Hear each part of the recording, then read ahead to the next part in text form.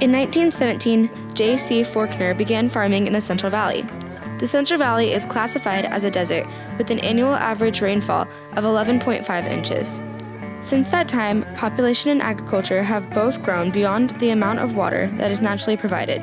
Way back when, Congress actually created the Central Valley Water Project, which created all these diversions for the water, canals, made it available for the development of the agriculture in the Central Valley. Long time ago that occurred. And back then, there was plenty of water and there wasn't much agriculture and there weren't many cities, and so there was plenty of water for everything. The increasing population in California is always affecting the drought. There's no way around that. Agriculture, in many respects, kind of living on the edge here in the Central Valley because it relies on importing water from essentially the Sierra Nevada.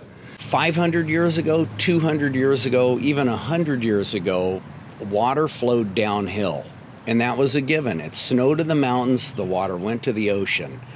But in the last 100 years, in California in particular, and the western United States in general, water flows towards money. You know, there's lots of demands for water, and we don't have much of it. There's competition among those demands, like cities, agriculture, and natural resources. Engineers and construction workers completed the Friant Dam in 1942. The California Aqueduct was built in two phases, being completed in 1913 and 1970.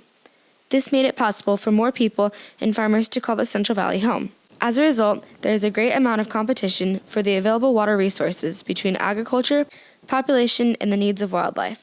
This problem is compounded by the current drought. In the early 70s, the Endangered Species Act was enacted by Congress, and that required that federal agencies and private people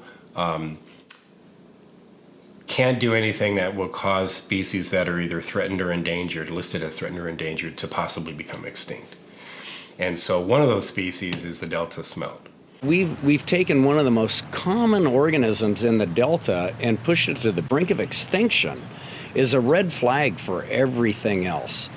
And to protect the Delta smelt is to not just protect a little insignificant fish, but the birds and the animals and the mammals. Everything depends upon having a healthy Delta.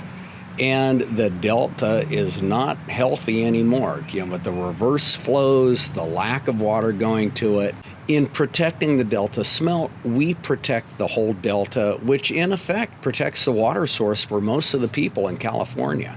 What's happened more recently with population growth and agricultural growth, and in particular our recent drought, is that there's more demands for water and less water.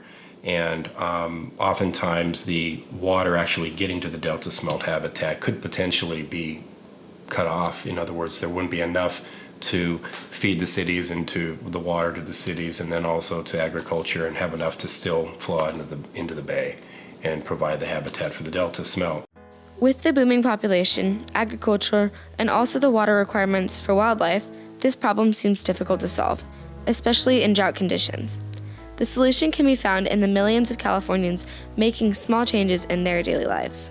Protect the Delta is going to take a combination of a lot of factors. It's going to take a lot of technology, perhaps the peripheral canal or the Delta bypass tunnels are talking about, but mostly it's going to take a change in the attitudes of the people of California. We have millions of people in California, and a small change times millions ends up being a big change, because every big issue has been made one small step at a time. And if we make enough of those small steps, we can make it through this drought, and we can preserve the environment and our business and our agriculture and our way of life forever. At that point, maybe we can make a difference, and we can save agriculture, we can save the pure water source for most of California, and we can save the environment at the same time.